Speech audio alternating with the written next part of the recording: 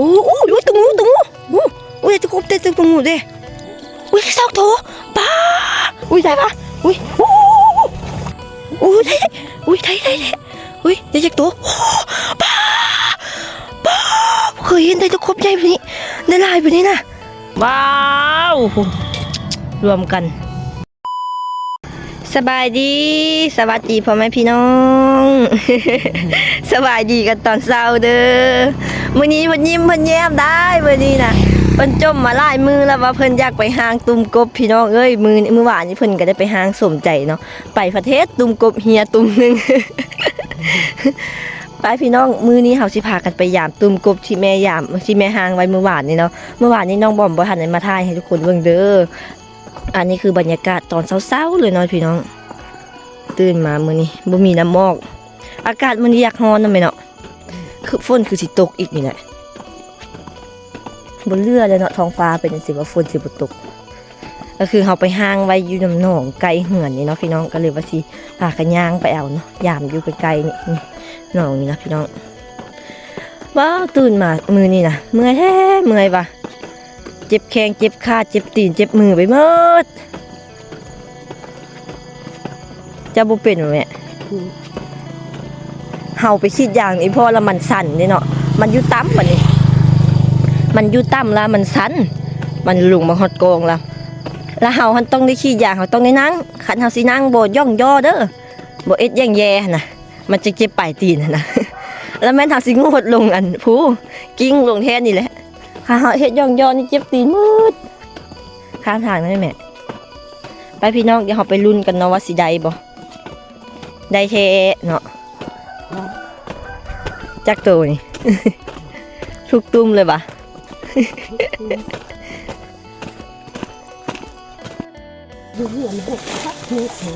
ทึบเช็ดตึบบ่พี่น้อง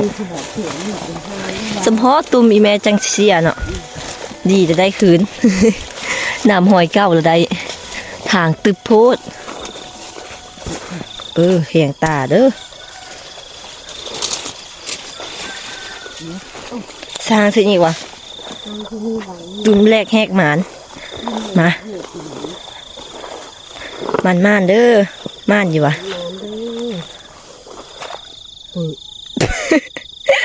เพื่อหมดเข้าได้น้ำตัวมดมันยานหมดงามนี่หัวตีนมันก็มีเอายาสีดมาสีดเนาะสีดตัวที่ซ่องใช่มาฝากพี่วะง่อยเห็นวะหรือว่าบุตรไทยเขาไม่เสียใจแห่งเสื้อมันในการหางตุ่มกบระบาบุได้มีการเบิ่งอีหูอีใจปะหางว่ามีหอยตีนมันมาบุญกำลังสีเข้ามันบ่เข้าตัวนี้อันนี้ได้ปะอุ้ยจักโตอุ้ยเฮ็ดจังเลยบัดนี้อันนั้นเจ้าอยู่สิเด้อสิเด้อโอ้ยตุ้งโอ้ยจะกบเตะตุ้งเด้อุ้ยแม่มันสิมากินกบมาได้เนาะ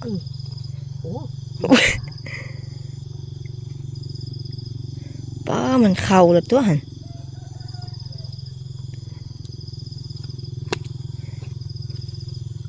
ไม่ฟาดงัวหัน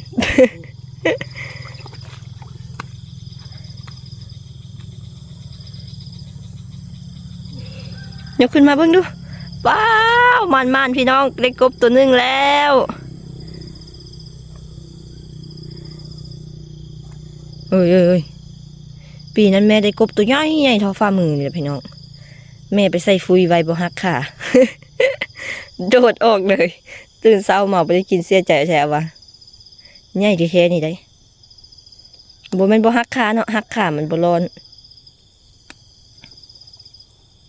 มันเด้อมันเด้อโอ้มักเฮงที่ได้อันตนางอันใส่ป่านไอโอนี่ ไปทางเดือก็เห็นเบิด จาก5 ปลา 5 กบเดือไปน้ำมดเลยนะสบายลูกใส่โอ้สิค่ะเอาเฮ้ยนะบ่เฮียอีก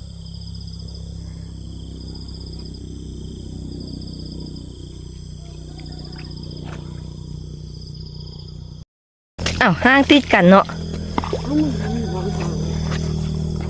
ตุ้มที่3แล้วพี่น้องโอ้ย ตุ้มนี้บ่ได้บ่มีวีแววปะไว้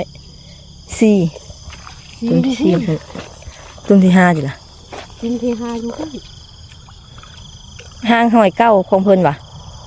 คนมาหางของ แม่นบ่ โอ้ บ่แม่นหอยเก้า หอยเก่าอยู่ที่เดียวกัน ไปอันนี้มันเจ้าเฮ็ดเอาเห็นบ่ อือ เฮาคิดโอ้เลิกเนาะ อือย่ าเถาะโซงเปียกกะย่ามันว้ายไปแล้วเนาะโซงจนเปียกครึ่งหนึงแล้วยังสิบ่มาก็ได้นะ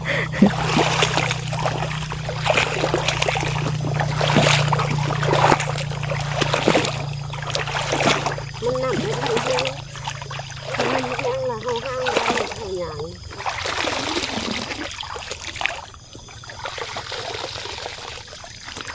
มันบ่มีบ่อนห้างเนาะน้ำบ่แห้ง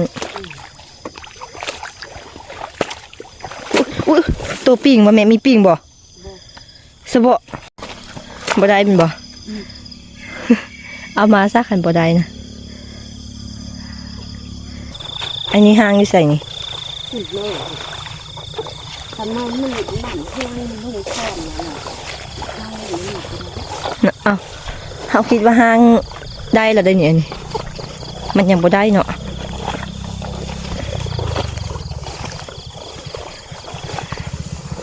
ต้องไปสิเดี๋ยวหมดกบอยู่ป่าทางฝากพี่เหรอวะมันต้องอยู่ตรงป่าทางฝากพี่มีอันมีกบนี่วะ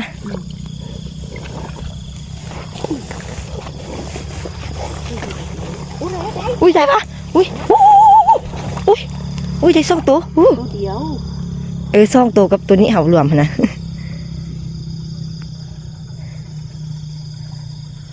ม่านเด้อมันเศร้าเด้อพอป่นตำบ้านได้แม่ซื้อมะเขือมาเสิร์ฟหลายๆ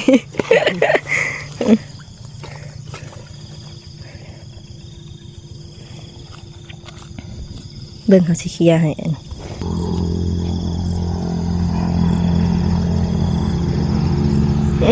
เอายากเนาะกอกมีกันเลื่อมแท้เลื่อมวะจากคนตัวดำๆกลายเป็นคนลือข้าวจนเลื่อมอู้ตัวยื้อเนาะ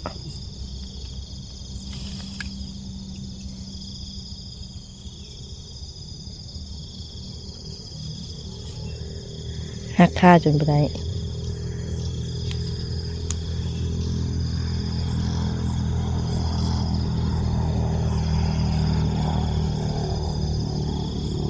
ตัวนั้นอีแม่เฮ็ดใกล้น้ำเหมือนสิมันก็น่าจะได้แม่เพราะอีแม่เฮ็ดอยู่สูงผุดแต่ละตัวนะสูงกว่าน้ำยิงยุงดูยิงมึงดูจับขายิง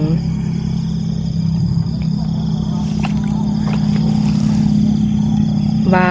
วบินมาตะกี้บ่แล้วบินทางนั้นยิ้มได้ไหมเอาทางหน้ามาเนี่ยได้ละ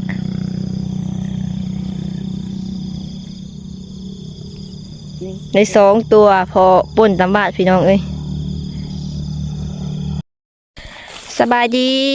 สวัสดีพ่อแม่พี่น้องสบายดีเช้ามือใหม่เนาะ มือนี้เนาะลองเปลี่ยนบรรยากาศมาแม่มาหางตุ่มกบเนาะพี่น้องมาทางอยู่อีกหนองนึงเนาะเปลี่ยนละหนองนั้นนะเฮาก็เลยว่าสิมายามให้ทุกคนได้เบิ่งเนาะว่าสิใจบ่หนองนี้บรรยากาศมื้อนี้นะพี่น้องโคตรคักเลยเบิ่งไหมดีน้ำหมอกหลายแม่ว่าแม่ย่างมานี่แล้วแม่เห็นอันตุกบดูดแม่ก็เลยว่าสิลองมาหางอยู่บ่อนี้เบิ่งมาลุ้นกันพี่น้องหางอยู่นี่เลยปะ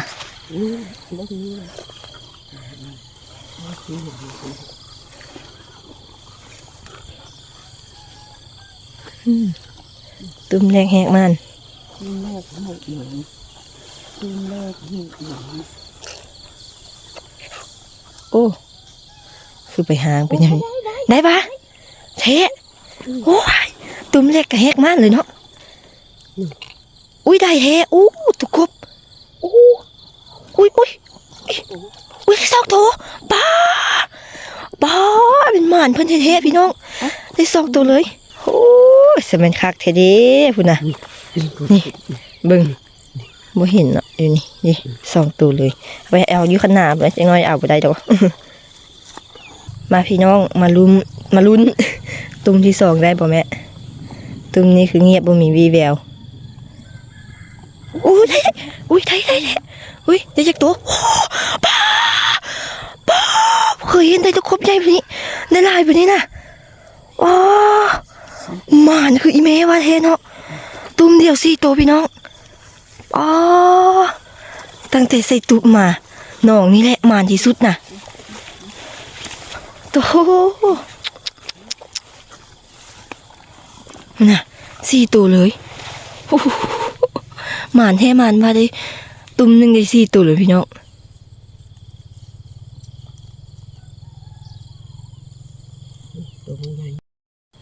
ตัวที่1พี่น้องโอ้ตัวบักไงหนึ่งป้าหมานตัวที่2พี่น้องตัวนี้อานอนอย่างนึง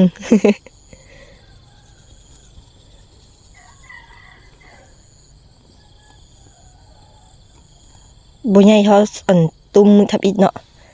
ตุ่มนี้กำลังขึ้นบ่าวขึ้นเศร้าตุ่มนั้นเป็นพ่อเป็นแม่มัน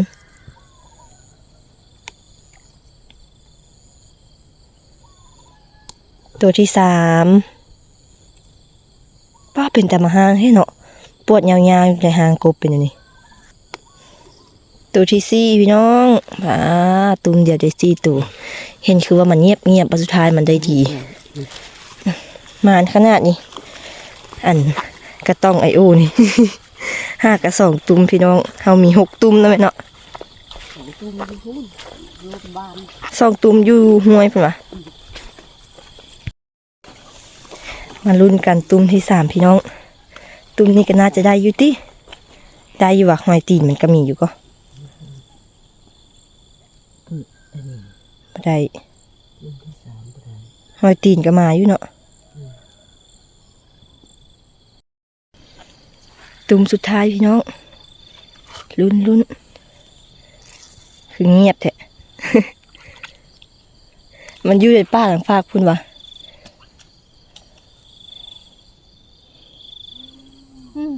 เงียบเฮ็ดจะเต่งว่าจะว่ากุ้ง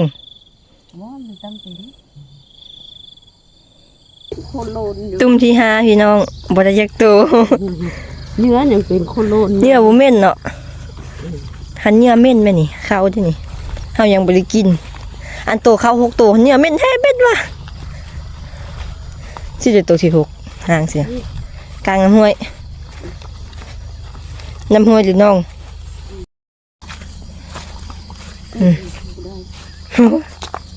ก็อยากกินเม่นอยู่เลยอยากเม่นหน่อยนึงแต่บ่ได้มาห่างน้ำห้วยนี่แล้วแหละเจ้าบ่ได้เสื้อห่วมอีพรมื้อนี้ได้กบ6ตัวพี่น้องกินตกซ้ำมาห่างเป็นห่างธรรมดาห่างกลุ่มกบมันต้องห่างแบบ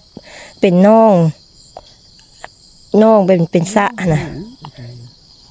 มาห่างน้ำห้วยนี่จักมันอยู่ทวีปเลยแหละน้ำห้วยมันเป็นสายยาวอยู่